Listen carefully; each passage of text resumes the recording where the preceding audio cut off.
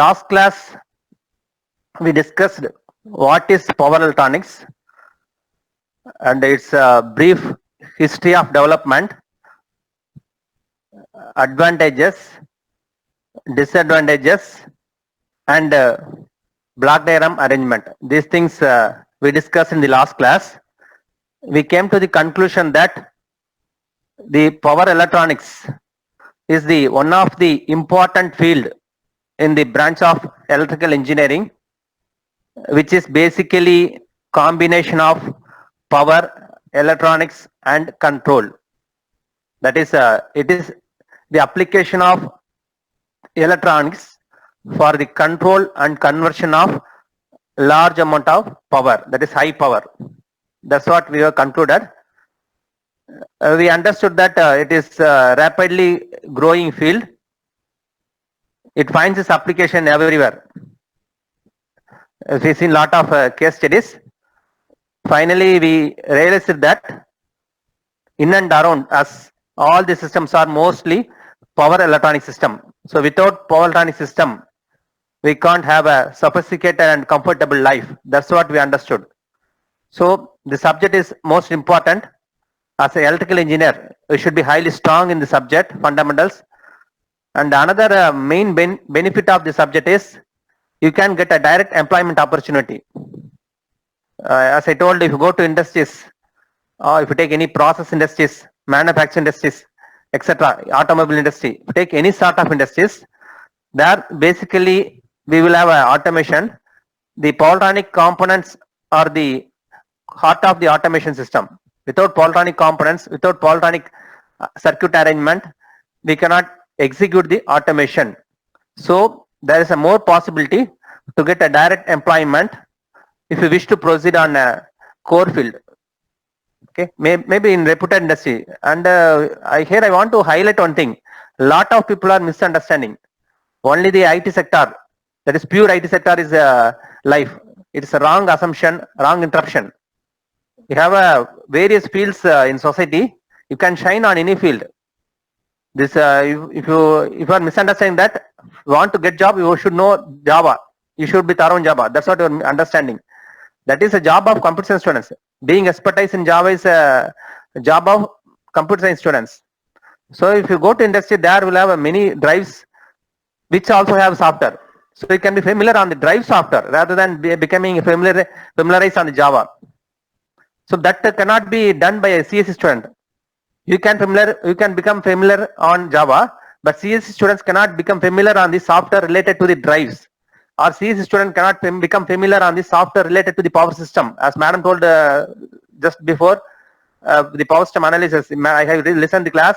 You can understand that the power system involves a lot of software. Nowadays, as I told in yesterday class, nowadays the emerging trend is smart grid. Emerging trend is smart grid.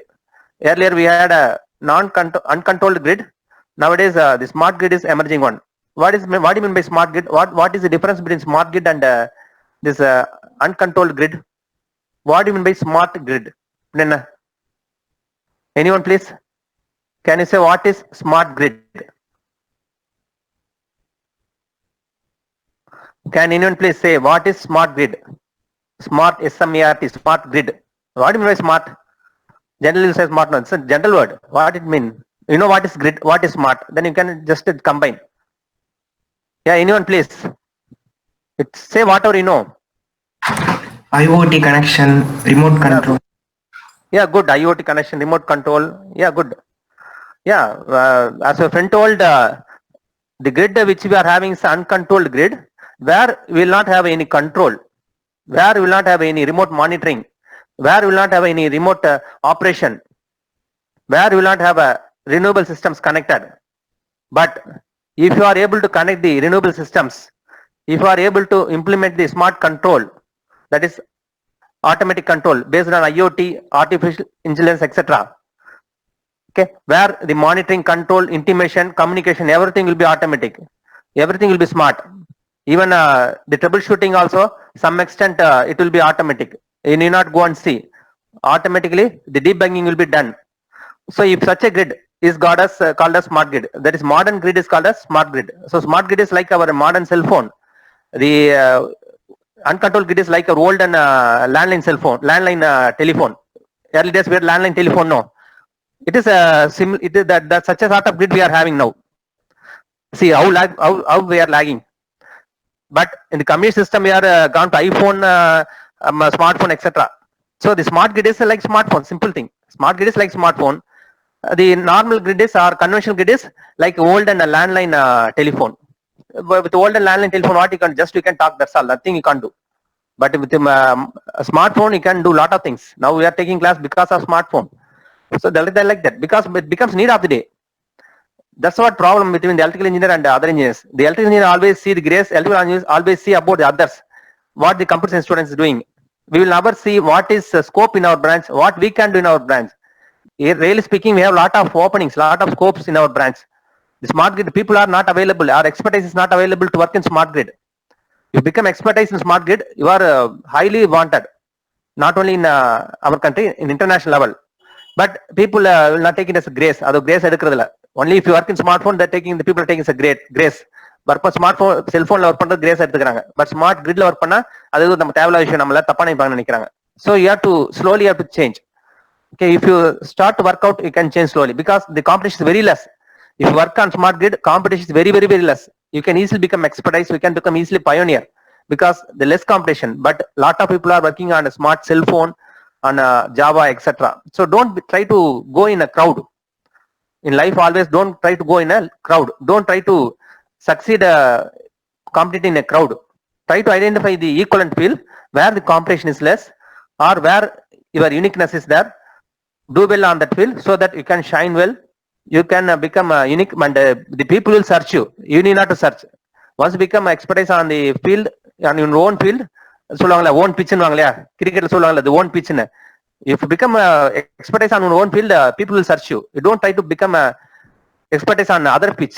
That is not good.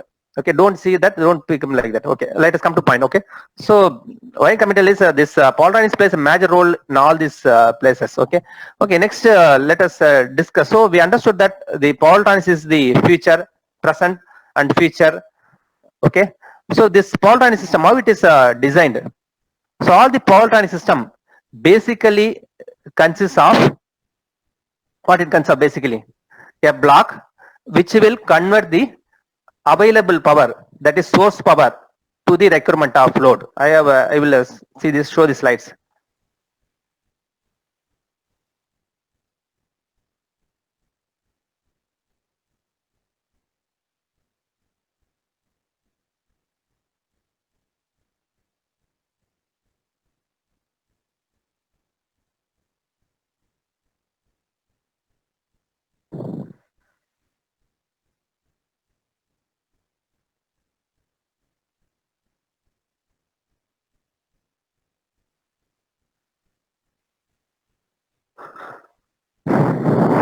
Yeah.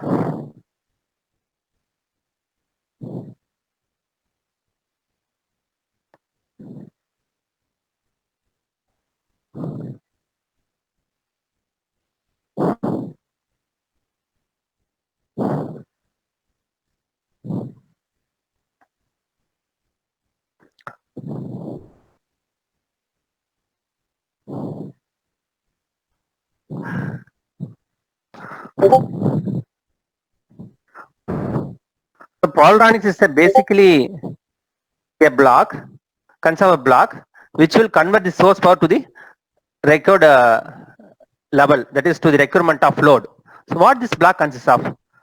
This block consists of various topologies which is mainly constructed by using a power semiconductor devices. So next we'll discuss what this block will consist of.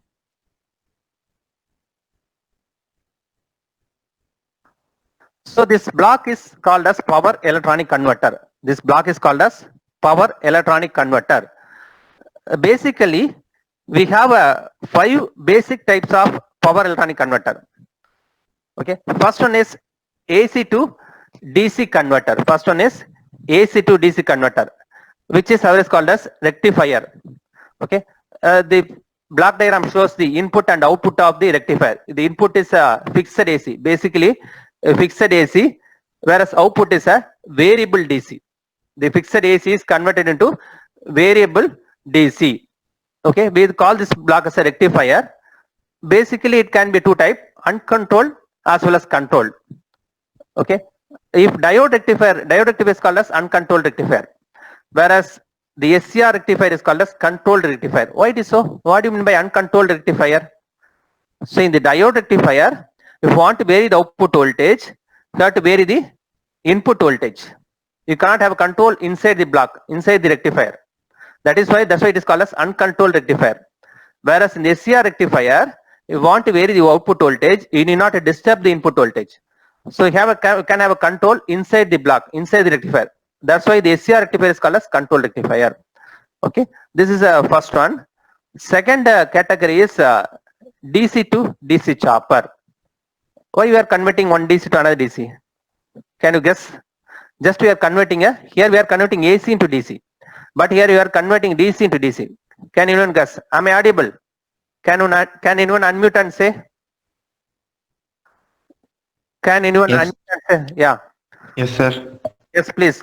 Can you say why we are converting a DC into DC? What it mean? That is, we will be converting a fixed DC into a variable DC.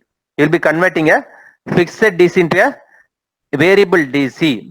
We call this topology as a chopper, DC chopper.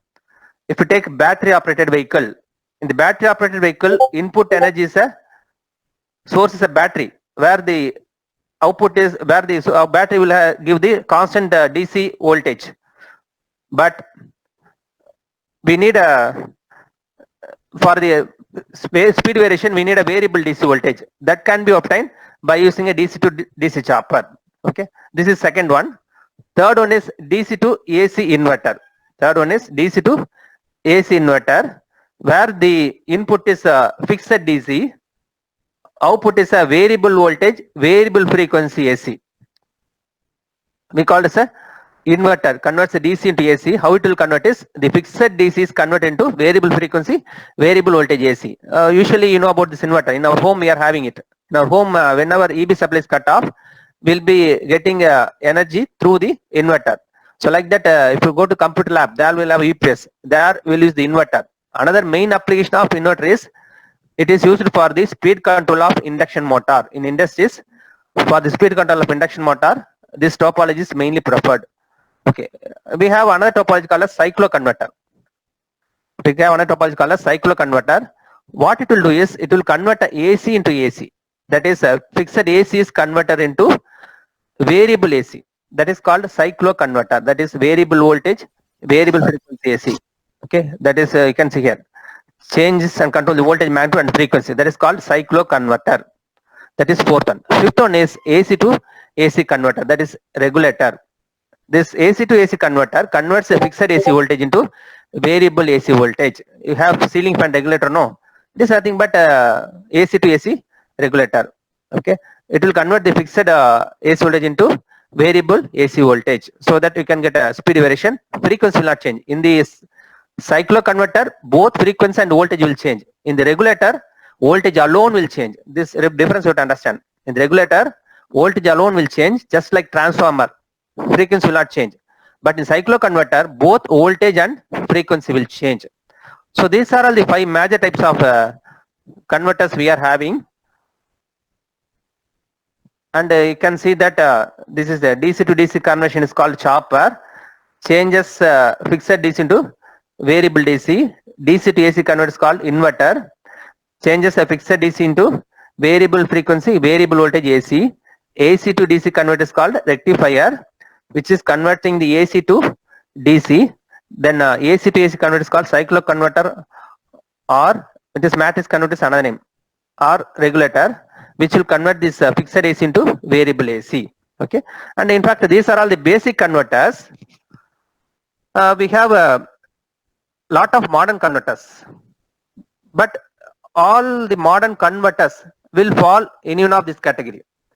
Okay, if you take cell phone, you can broadly classify into 3 as a button phone, smartphone, iPhone. You can have any versions, any varieties, but all will fall among these 3 categories. Like that, if you take power electronic converters, at present we are having a lot of topologies. Okay, like that, for example, if you take cycloconverter, that is family name. Matrix converter is one of the topology on this cycloconverter family. Like that, we have a lot of, take DC to DC converter. We have various, this family name, DC to DC converter is family name. Here we have various topologies like boost converter, buck converter, we have integrated converter, like lot. SEPI converter, we have lot. Okay, so a lot of modern converters we can go through. So you should not get confused. What is this? SAT told only 5 classification, there are lot of things. So this 5 are family name. So all the modern converters can be put up on any of this family. Okay, as I told example, cell phone. You have button phone, smartphone, iPhone. If you take any company, any company phone or any phone, that you can put any one of this category. No, like that. Okay. So now this is the 5 converters available. So as a power electronics starter or startup, you should be thorough on these 5 converters. Now we are going to begin to learn the power electronics. So initially you should be thorough on these 5 converters. Hence your syllabus has been framed considering this. In syllabus has been associated, syllabus has been divided to 5